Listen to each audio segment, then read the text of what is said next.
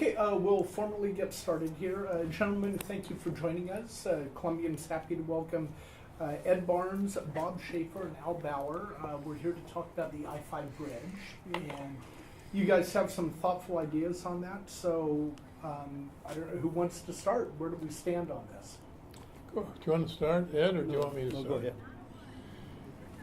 We originally started the I-5 bridge project, and we told everybody who we contacted that's the only thing we were interested in. We weren't interested in any political situation. We weren't interested. We just wanted to get the replacement of the I-5 bridge moving.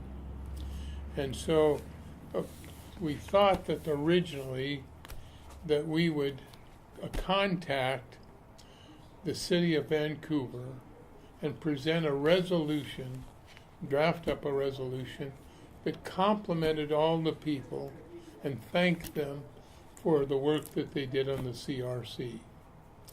And I don't think I gave Scott a copy of that resolution that we drafted. We first went down to the city and talked with Levitt and the city manager and said, would you like us to draft something like this up for your consideration by the city council? And they said, if you want any changes out, we don't care, but we think you ought to be complimenting and thanking these people who worked on it. And so basically we took it down to them. They decided it might be too controversial. Why, I still can't figure out.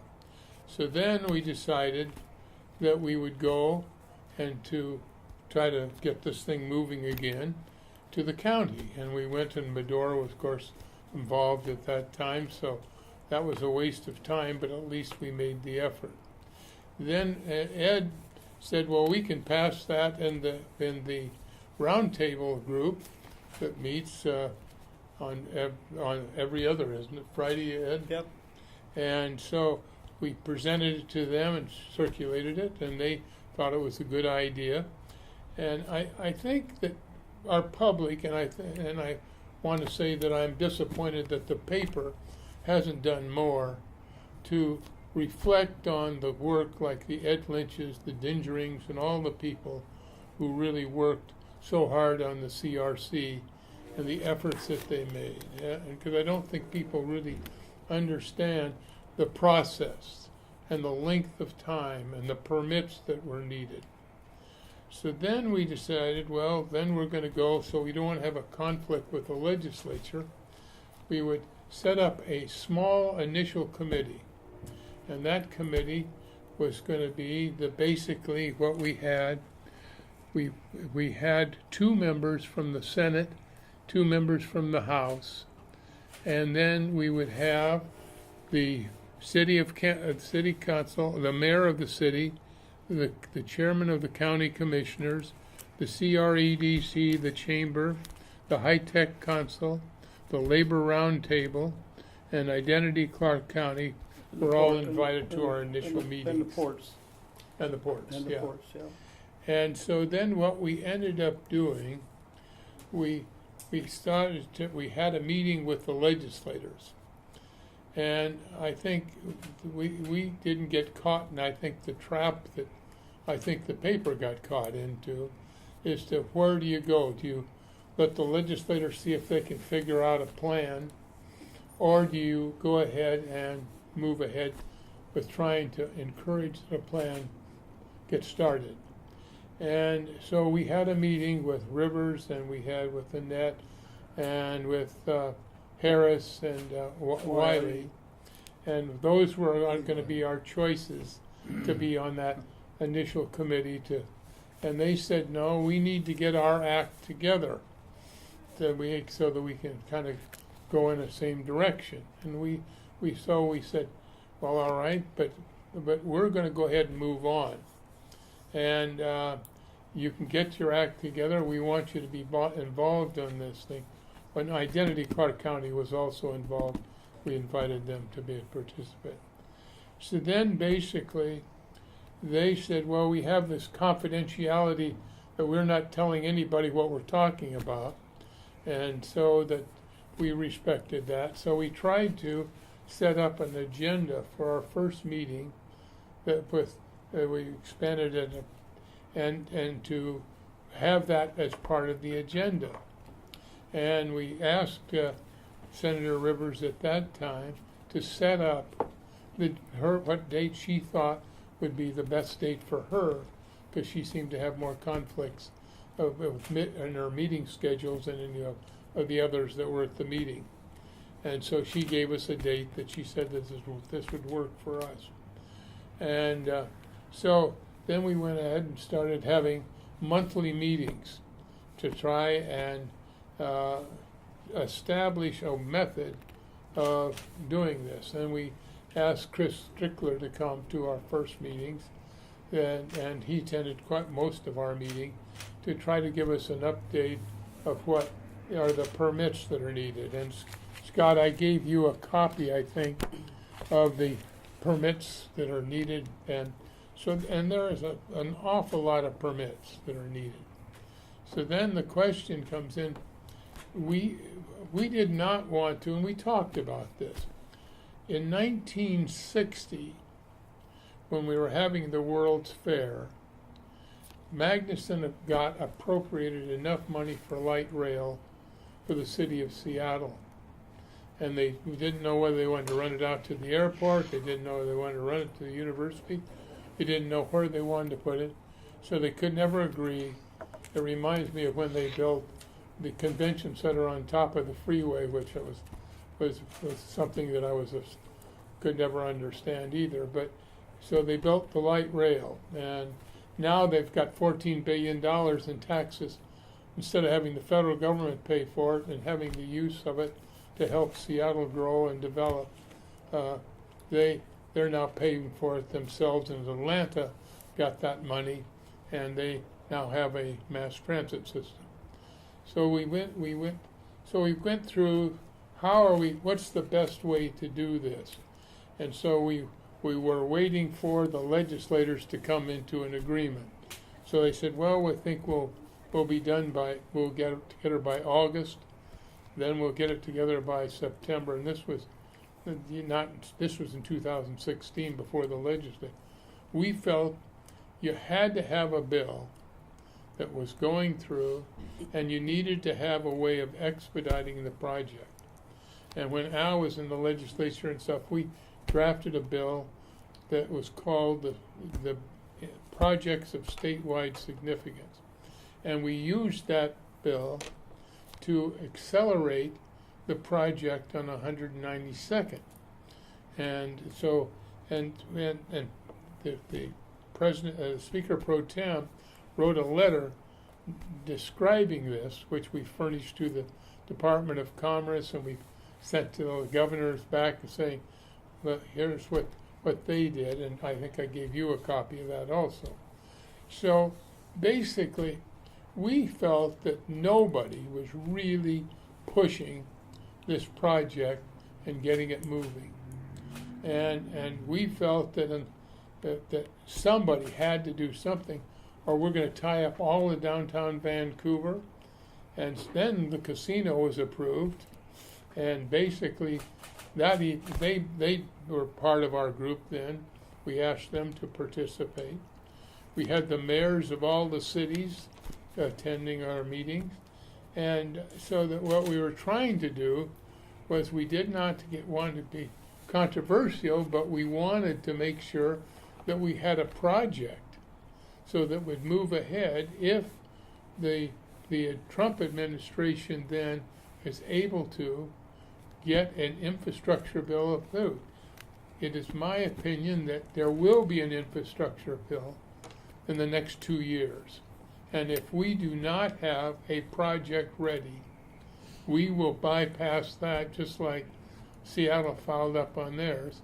And it's incumbent to us that unless everybody, and that includes the newspaper, takes a very strong stand on that, we're going to miss the boat. The second thing that I'm a little critical of the paper on is the light rail situation. What I've found, even in one of your surveys, it's my understanding that indicated more people were for light rail than are opposed to light rail in our community. Now, I may be wrong, but that's a survey that I think we got out of the Well, newspaper, right? last Friday at the roundtable meeting, and there's been some letters to the editor that are kind of criticizing you a little bit over your editorial that you put in the paper. But last Friday, one of the elected officials here in town had a copy of a survey that the Columbia newspaper did. And that survey indicated that 49% of the people that they surveyed favored light rail, and only 43% was opposed to it. So they couldn't understand why you were saying that people would rather gouge their eyes out in Clark County rather than. And just to clarify, that was my opinion. That was my column. That is not the position of the editorial. Right. But you work for the paper, so everybody said, well, the paper must be agreeing with Mr. James. See, I think that and I think Ed's right on this. I know that's your opinion, and I appreciate that. But what I'm saying is that what you come out with is you're on the editorial board, and what we see from policy of your staff and people, when you take a position, we think it's a position of the paper. I mean, Well, whether that's right or not, but that's the perception of people. Well, I think, but we've written many editorials in support of light rail, or at least saying make it light rail ready, which have been different from my personal opinion. And I think people can understand the difference between the editorial that reflects the board and my column that has. I'm not sure that we're that sophisticated. I hate to say that to you, but Well, so a couple of questions. What was the time frame on this? When did this organization begin? How long have you been having monthly meetings? Well, we started 3.5 years ago, to Okay. be truthful, way before the legislators ever got involved in it. And what happened was, as soon as the bill was killed by Rivers and Benton, the roundtable, we had a big discussion roundtable, and of course the labor roundtable is not just labor. It's made up of all kinds of people. The citizens, it's made up of politicians, it's made up of business people, it's made up of everybody, not just the labor folks. So anyway, after we discussed what's our next move to salvage the bridge, we need the bridge.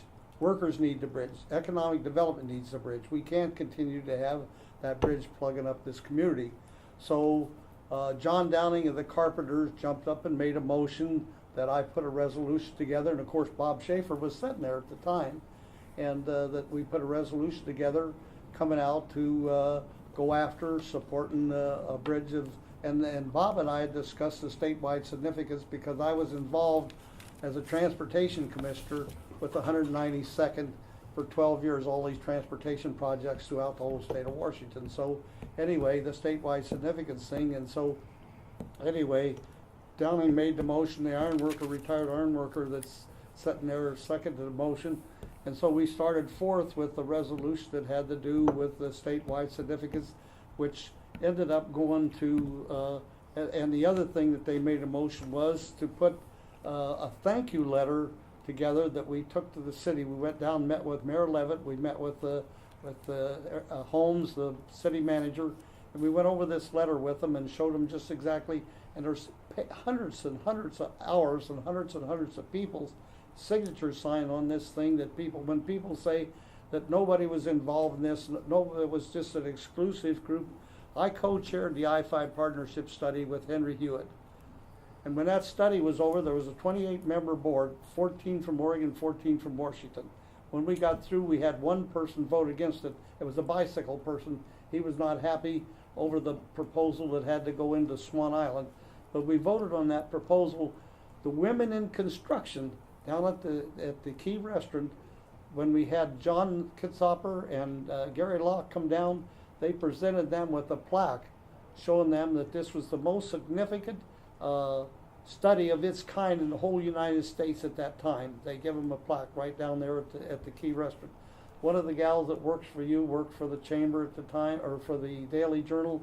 She wrote a big article with pictures of me and everybody else in there. But anyway, we decided that we were not going to let this thing die. But in the same So conversation, let me jump in, Ed. I'm Yeah. sorry. And you talked about not letting this thing die. So are you guys proposing taking the CRC as it was? no. Okay, then let me tell you how's this different? No, I don't, you have to look at it. I don't know where, you have to look at the permits that you have and what you In need. that regard, was it helpful, the bill that the legislature passed, allowing some of the permits and some of the studies to be used? Is that moving Yes, forward? yes and no, because it was when Annette and Rivers and them and Wiley in the Wilson House and- passed it, Yeah. but King actually hurt that bill because what he did is he won't allow the statewide significance, and basically it really didn't specialize on the I-5 bridge, and I think that the bill that was drafted that the Wiley was and Harris and all the rest of them were putting in the House, and Annette and Rivers and Wilson were doing in the Senate, that was a bill that could move. Our disappointment in that bill was that they did not strike the Benton Amendment to the appropriation bill, and the appropriation bill said you couldn't spend any money on the project, and so you got Chris Strickler. His hands were tied, and so to me this is just absolutely ludicrous. We were disappointed in the governor in this situation. We think the governor should have line item vetoed that part of the bill when it came up. We can't understand that. Ed and I have had, and Al have all heard from the governor. He said that was the greatest disappointment that he had in that session when the Rivers and Benton tied the bill up in the Senate. But the question is, you have to go on, and how are you going to move this thing? Or are we going to wait 50 years like Seattle did? And what I don't see, and from my legislative experience, and I think Al will tell you the same thing, is if you don't have a project, and I think Chris Strickler will tell you the same thing, if you don't have a project ready to go, when that infrastructure thing comes, you may miss that out completely. And if you miss it this time, then when there's another infrastructure, it's just like the highway bill, when we had the highway bill, or what's going through in Oregon. They've got a huge infrastructure highway bill. And we know that the federal government today in mass transit, more money was coming out of mass transit for mass transit projects than from highway projects. And because there are two different pots of money that are coming down, and if you don't take it and build a bridge that has some type of mass transit in it, and you can't have a mass transit ready project, they're not going to fund the federal government. Chris Strickler, you can ask him. You can. So then let's get back to your proposal. How is it different from the CRC? I'm not saying that it is. It is different in that you look at what permits are going to be needed to get a project. What we're saying is probably the CRC is a project you're going to have to very seriously look at and take each aspect. If there's some tweaking of changes that you want to have in the public, but I don't think you're going to, if you want to tie into mass transit money, if that infrastructure bill comes out the way I believe it will come out, then you're going to have a mass transit project. And you can say you're for the buses, but when we had when we had the snow and all the ice and everything else, the only thing that was running between our thing was the mass transit. And they had to give you some examples. Well, you guys probably covered, and you had some pictures and stories of the demonstrations in Portland, where they call them riots or whatever, and you've seen it on television, on every television station.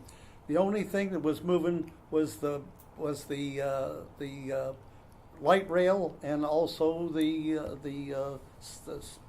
other rail system that was running there. The buses were all sitting in traffic, every one of them sitting in traffic. And when the slides happened going up the canyon past the tunnel going up to the zoo, the only thing that was getting to Beaverton was the light rail. So anyway, the buses were all stopped. They couldn't go anywhere. And Well, but there are numerous examples where light rail has not been able to. well, run, yeah, weather, but be it weather or crowds. But the thing of it is, let's not pretend that it's infallible. no, going to run all the time. we're not saying that. But overall, if you look at what's going on out there and which hauls more people, which is less harmless to the climate, light rail. It costs more to put it in. Everybody knows that. But once it's in, the cost is much less than that. But James or Craig, I want to get one point to you. The legislature, when we met up there over the bill of statewide significance, there was 33 different groups from Clark County that put bills in of statewide significance. All of them were calling for statewide significance of that bridge. The last day that we were up there and testified, they allowed 7 of us to testify. There was 33 more people signed up. Curtis King said this was the biggest outpouring of groups of people or organizations he's ever seen since he's been in the legislature. But when the bill comes out, it wasn't the bill from the people down here that went up there. It was Curtis King's bill. Curtis King's bill got passed, not the one that had to do that most of the people down here wanted in that.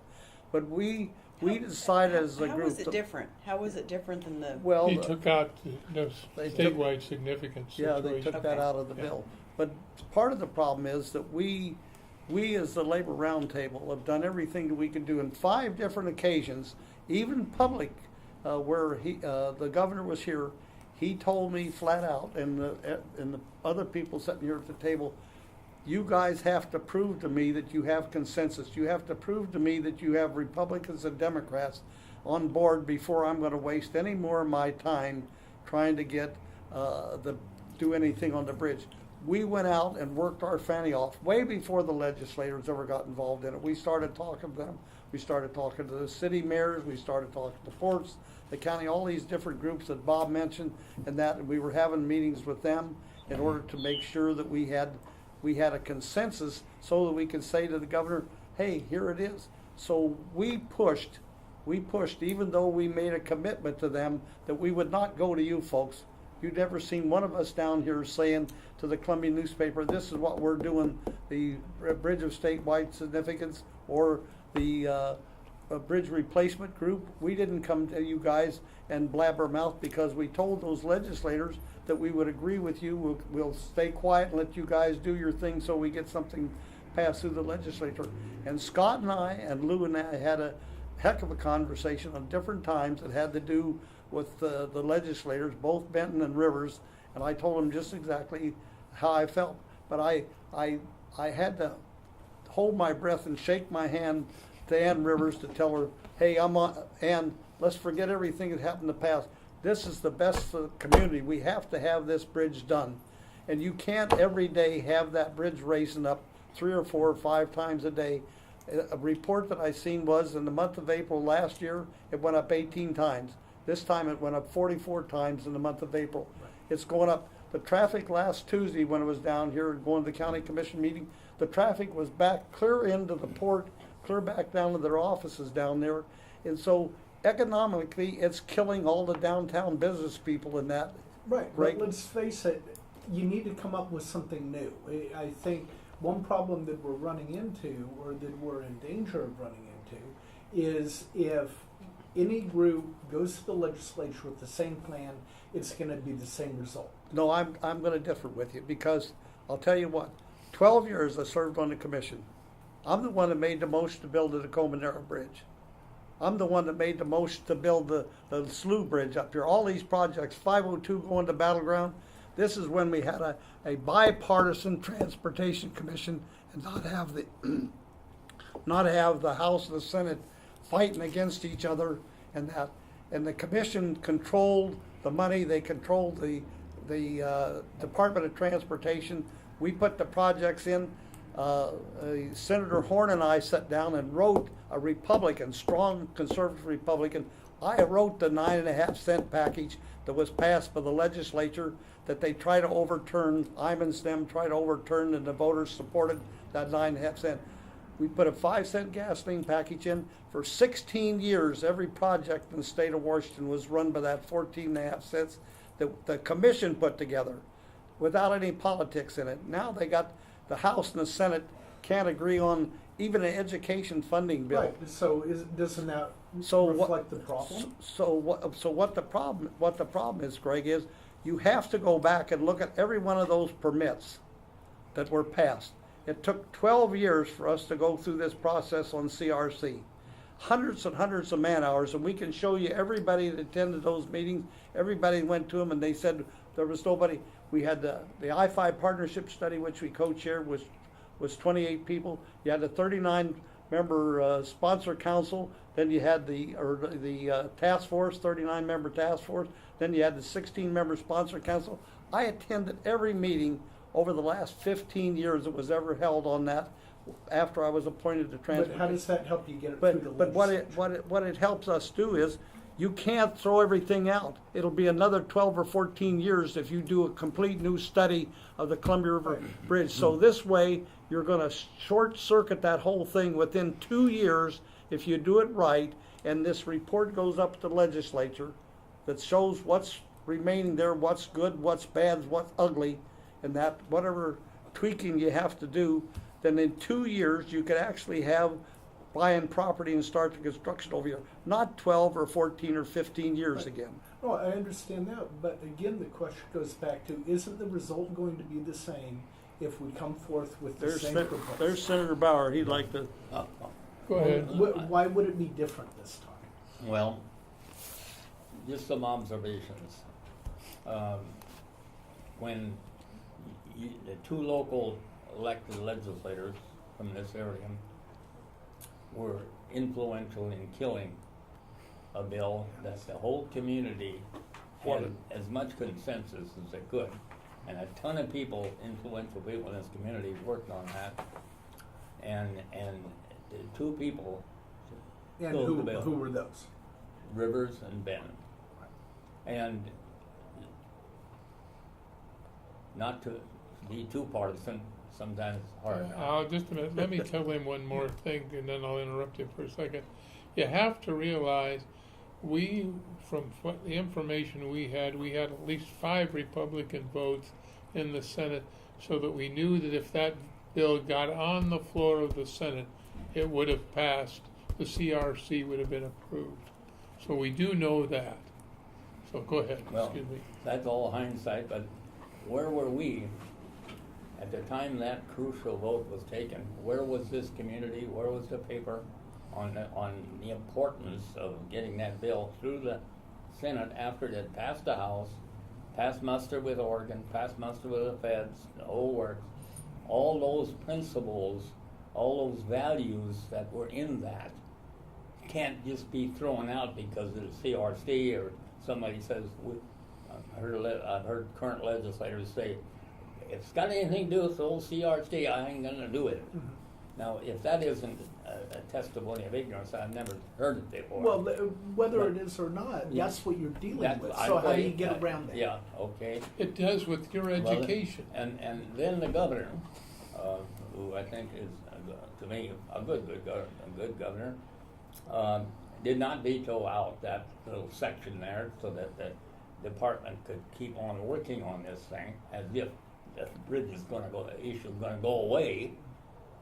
He denied the Department of Transportation to work on the issue and until the end of this budget period, because that amendment had been put on. And so the governor was at fault there. And then the governor tells us, you people down in southwestern Washington, get your act together and I'll be behind you. Well, we had our act together. We had a couple of renegades, but the community had its act together. Now that act, we're asking not to reimpose in total, but we're asking that there are facets of it, like $200 million spent on the process, on the hearings and the attorney fees and all of the consultant fees and everything else. We don't want to go away. We want those permits to be validated. That's an essential part of this thing, to save $200 million. Secondly, there has been some great engineering done on it, apparently, because everyone was in agreement except two people. And do two people run the legislature and our local community? Where were we? Where were you? Where was I? Why weren't we up kicking butt? But do you think those two people were representing what their constituents? Well, this is essential to a democracy. Sometimes you can't represent your people that they think you should represent, how they should be represented.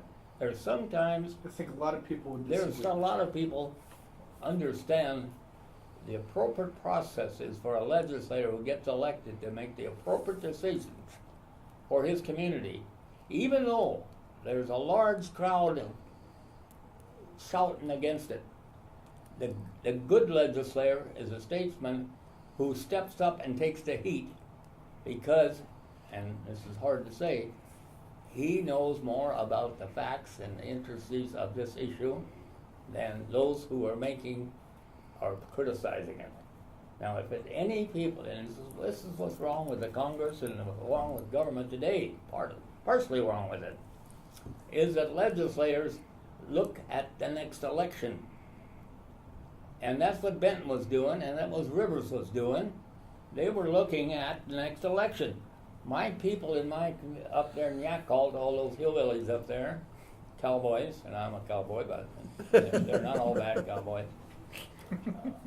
who voted for those people, and they voted the community. That's not always the right thing to do. There's where the crux of the matter is. If you can't show some leadership with some maybe the idea that you have certain special knowledge. Oh, come on. Excuse This me. is Don Benton calling. Now, how'd you know? Greg, I might point out something to you while Al's doing that. The fact that Rodney Tom was the Senate leader. Mhm. Rodney Tom, I helped him get elected his first term. I had him support the 5-cent gasoline tax that we put in, and you know what he told me? You're going to get me unelected. I'll never get elected again because I supported your 5-cent gasoline tax off the Transportation Commission. He got elected again. He got elected again and elected again. I can show you in my black book, which I showed both Scott and also to Lou, every meeting that I had with Rodney Tom when the two of them were given the authority that they would be the only two from Southwest Washington that would make the choice of whether there was an up or down vote at the legislature. I went up and met with him just before that vote took place, and I can prove it in my black book. You can contact Rodney Tom.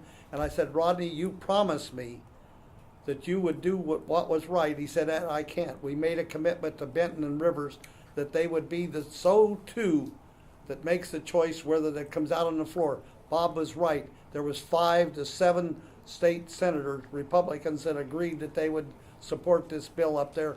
But Rodney would not go past his commitment that he made to Rivers and to Benton, and so therefore they killed the bill. Now, And- obviously, Don Benton is no longer in the legislature. Well, I I understand. don't believe Rodney Tom is there.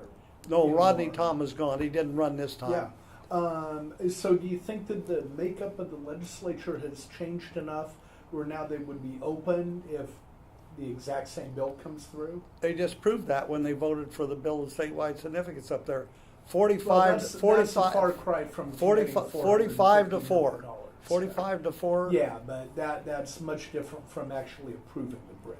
Well, Well, they know they have to do something. They know they have to do Yeah. something. criticism I had, and I met with some of your staff some time back,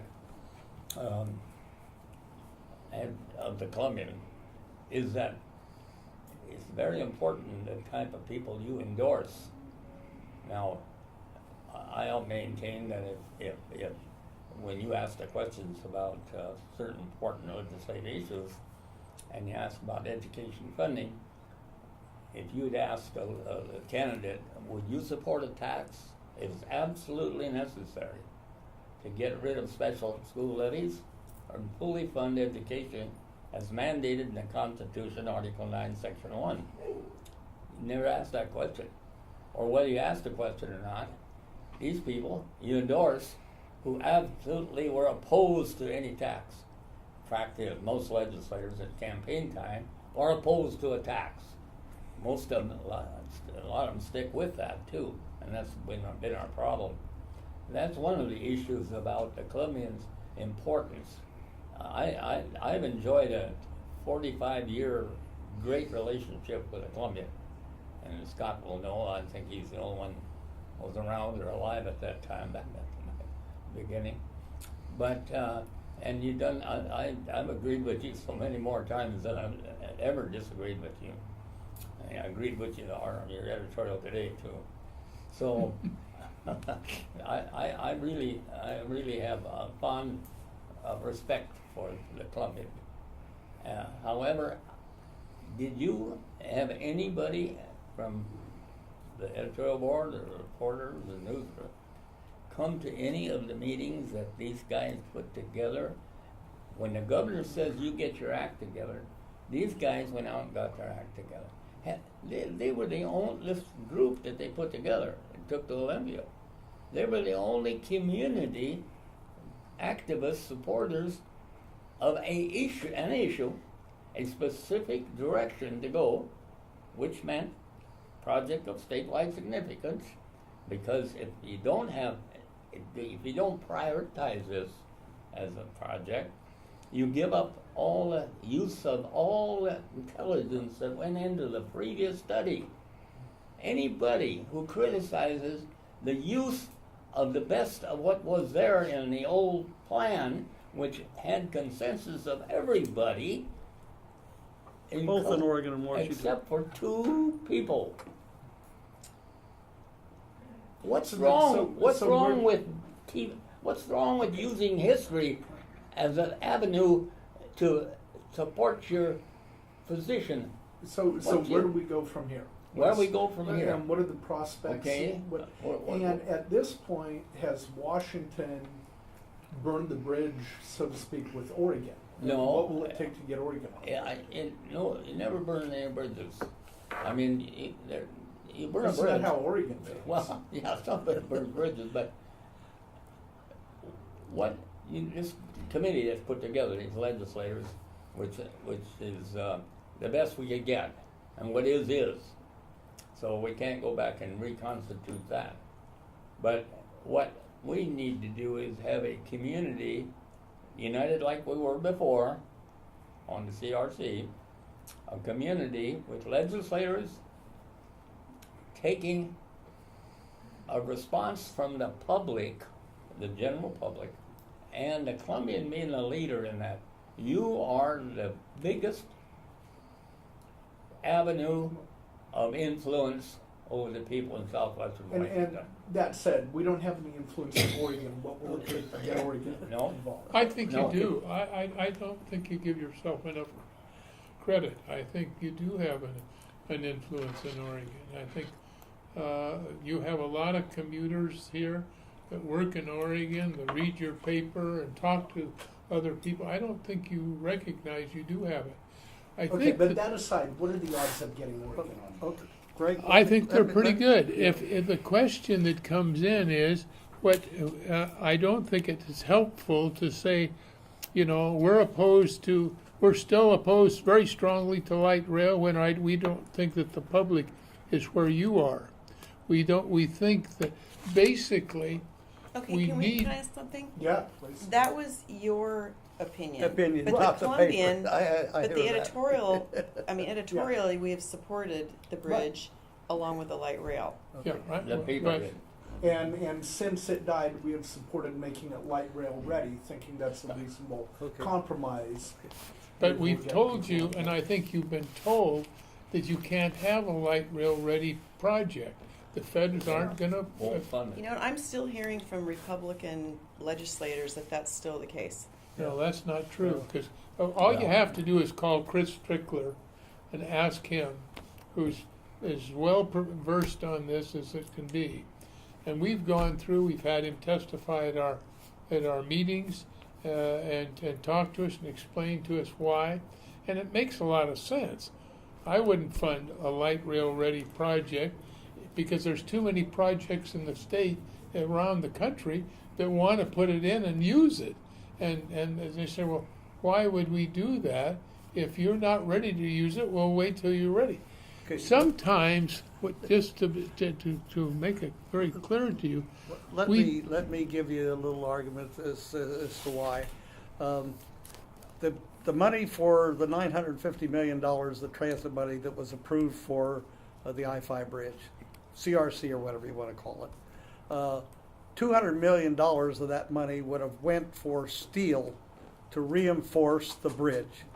Without that reinforcement of the bridge for them heavier light rail cars, if you build that bridge and you build it for a bus rapid transit, you'll never be able to convert that bridge to light rail because the steel in the bridge will not be heavy enough to do that. So when we had a meeting with Herrera brought the chairman of the House Transportation and also the chair of the transit part of the United States Senate here, if you'll remember at the PUD building out there. We had the conversation. I got a chance to meet with them as a transportation commissioner. They made it very clear there's two pots of money. There's transit money and there's highway money. The transit money will not unless you assure, and anybody that drives to Seattle or drives around Clark County, you can see barricades that's been there for the last 50 years where roads were supposed to be built there that never got built. So they're saying, why would we put $200 million to make the bridge light rail ready when we had no assurance that there was ever going to be light rail on that bridge to come over here across the river? So and the other thing is that it's absolutely crazy that when you're sitting there as a transportation commissioner and you're looking at the statewide issue, I used to say Mike Lowry made it very clear, Ed, you're a Democrat, you're a labor leader, but when you're set on the commission, you're bipartisan. I can give you a list that I have in my pocket of all 15 of the transportation commissioners that I worked with when I was on the commission for 12 years. Some of them I knew were Republicans, but there was a bipartisan effort to build any transportation project, whether it was Spokane Freeway, I-90, the bridges up at Washougal, 502 to Battleground. It doesn't make any difference where those But projects. is that applicable in these hyper-partisan times? Well, what it has to do with is on Saturday night, we had a community service banquet which over 300 people showed up at. I had a chance to talk to Governor Brown. I had this hat on. Great hat, she says, Ed. I've known her for a long time. I agree with your hat. So you know what I did? I went out in the car and I got 3 buttons just like this. I gave her 1 button, she put it on, and she was going to give one to Pete Courtney, the Speaker of the Senate, and one to Tina Kotek Monday, because she supports the bridge. So the people over there, because of Bob explained to you, they have a major patch. They have, which we were looked at when I was on the co-chair of the I-5 partnership study. They give us a 10-mile segment, Greg. I don't know whether you're aware of that. It was from I-84 to the fairground. As soon as they started looking at the cost of that thing and thinking that we were going to tear out the glass palace over there, the mayor at that time, Vera Katz, said, no, you're not going to come through here. So they cut us from 10 miles down to 5 miles, 2.5 miles on each side of the river. That's what they give us to work with. So what you had was 3 interchanges on this side of the river, 2 interchanges on that side of the river at the island over there, and the bulk of the money, I could build $1 million bridges across the Columbia River every day of the week. It's the freeways that get there. There's no freeways to get to the East County Bridge, the West County Bridge, and that. The freeway that's here that we have now, which 200,000 people every day use the damn bridge to go backwards and forwards. So those were some shortcomings with the plan. How has that changed? I'm still trying to get at what is different. How does it this change time? is you're gonna get rid of those lift spans so that the bridge is not going up and down No. 4 times a day Right, in but order then- for the but then the if- traffic to go through Tidewater and them to go through the. Right. So, It may not, but let me, then, let me, but then let me, let me, people let me get go. across the river and they run into the rose garden and they're Yeah, at but a standstill where's the again. Rose Garden when you come back, Greg? So, well, it's On behind northbound it. traffic, where's the Rose Okay, Garden? There's great. none on this side of the river. It's a bridge. Great. So It's the okay, bridge. so It's the we bridge wait going northbound. both directions. But And when doesn't the bridge Oregon gets need to plugged up, deal where do with they go? those They go to issues as well? 205. They go to 205, and it blocks up the traffic over there too. 73% of the traffic going across that bridge gets off before it gets to the Rose Garden. And Did what you about know? the other 27%? I'm not saying that the Oregon is addressing that in their appropriation bill this time. So, I mean, we can, all I'm saying to you, you've got a window. And if our community doesn't and we don't make an effort, and you can say, well, CRC is toxic to you. It may be, Greg, to you, toxic. It may be saying, I just don't think it's fun. Well, you better understand, if it's toxic and you really can't deal with it, then you probably won't have a project by the time any infrastructure money comes down. And if you don't, then you can forget about it. And so then you're going to wait a time just like Seattle. Then when you really need it, you say, oh, golly, we don't need it yet. I think it tells us now that we need the bridge now. We don't need it later. So the question is, what compromises? This is what Al and I learned, and you learned when you were in the Highway Commission. You can't have it all your way. And the question that comes in is, how do I get my project that's at least partially what I want done? And it may not be everything that I want, but I want to see that project. And that project is more important, getting it through, than having to say, well, we need more time to study whether we're going to have light rail or buses and what we're going to do. All I'm saying to you is, eventually most metropolitan areas are moving to light rail and mass transit in that way.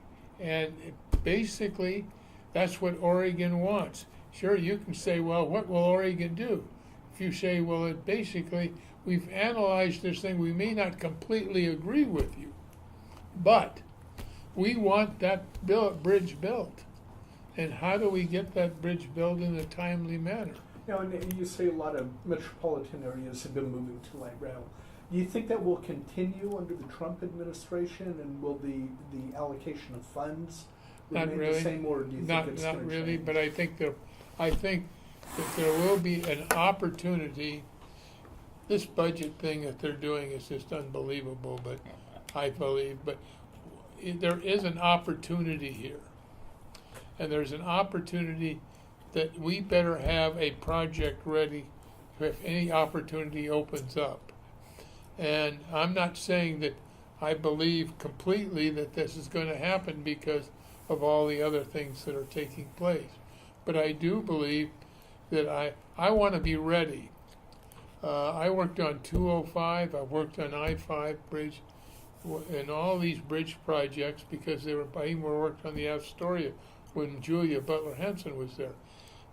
These bridges are they're very important to our economy.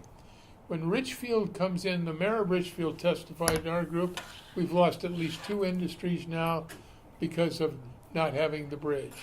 And I'll guarantee you, every industry that's looking here, even in our expansion with the companies I work with, they're looking at what is our transportation thing? Are we going to have it?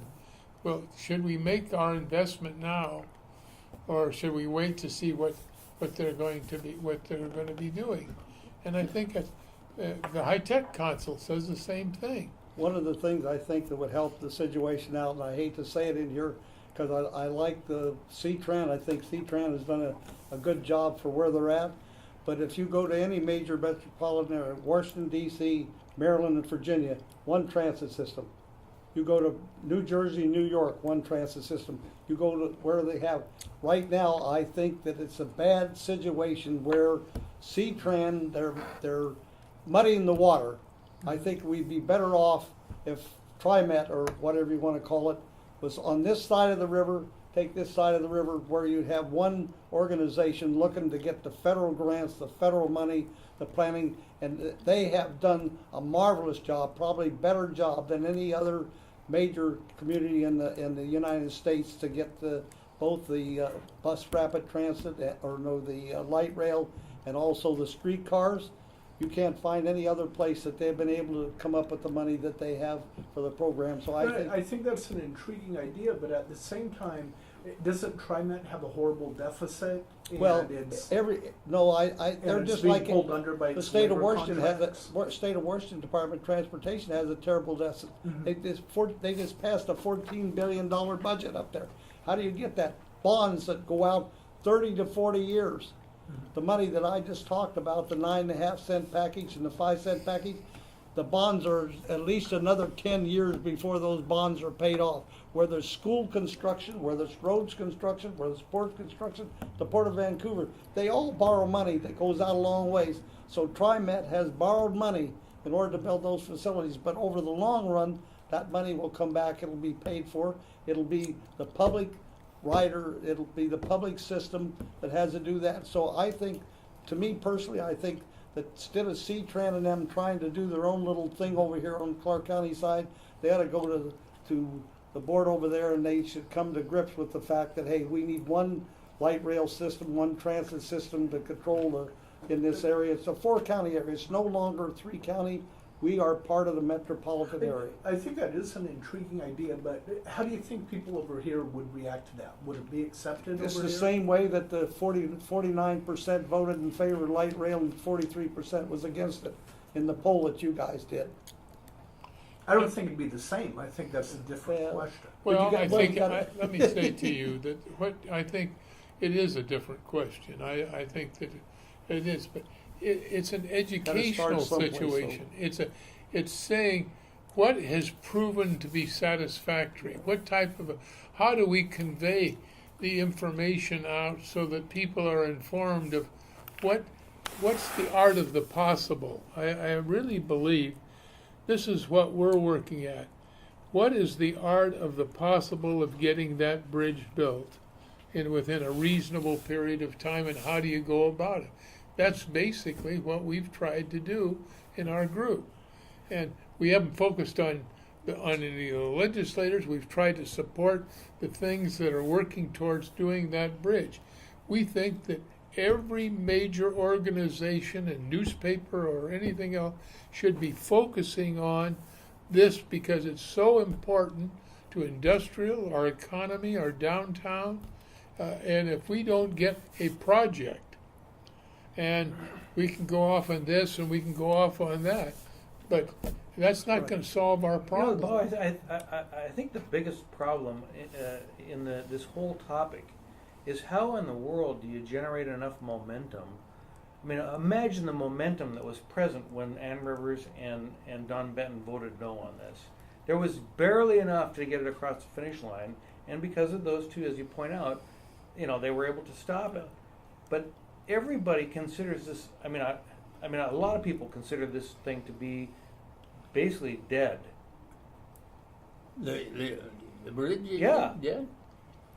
I mean, this is the nightmare project from hell that everybody had to live through for 15 years that went nowhere. And now we're sitting here waiting for the dust to settle. And I don't know how you generate the kind of momentum on all these different fronts to inspire enough confidence to take this thing across the line again. I'll tell you, Scott. So everybody told us that when we went you just have to keep going at it. You have to keep hitting it. That's the reason we went from the city to the county to the round table, and we got support of thanking and a recognition of the people that have done something. Then, how did we get support? We in our group went out, and I drafted these resolutions for the port, and we have 3 ports. All 3 ports sent strong resolutions to the legislature and to the governor We had the county now and the city, and we've had organizations doing it. It's just, it's a lot of legwork and it's a lot of effort. But if you want the project, and if it's important enough to you, and if it's important enough to the newspaper, then you have to take that move to make sure. We know that we can't do it by just standing there. Well, we let the thing go, and we lost it originally because we didn't do enough effort at the time. I mean, We've started a write-in campaign to your paper. Mhm. We just started that about a week ago, so we've handed out some information over to a couple of meetings of people trying to get some momentum, the momentum you're talking about. But the thing of it is, I think that what we need to point out is, you folks need to point out in your paper is the consequences if they build the bridge with bus rapid transit only, and what the future will, that they will not be able to put light rail on that bridge. Most of the people in this community that I talk to right now, they want the light rail to go to the fairground. They want it to come back down 205 to the airport, which I sat on the 5-member committee that voted on behalf of the state of Washington to build the light rail to come to the airport over at Portland Airport. It was a 5-member committee. I represented the state of Washington. The people would like to be able to ride the light rail over into the basement over there and get to take their luggage off, so they don't have to pay $35 or $40 a night for parking over there, and get on that light rail, come back to Vancouver, get off at a station over here. The people are willing to do that. They'd like to see that, Greg, but it takes promotion to do that. You guys are in a unique position as being the only newspaper in this community. Yeah. The Reflector does very little. It does it. Well, I have my opinion of the Reflector, so. Okay, well, thank you very much. We'll see what we can do. Gentlemen, thank you for joining us. We appreciate it.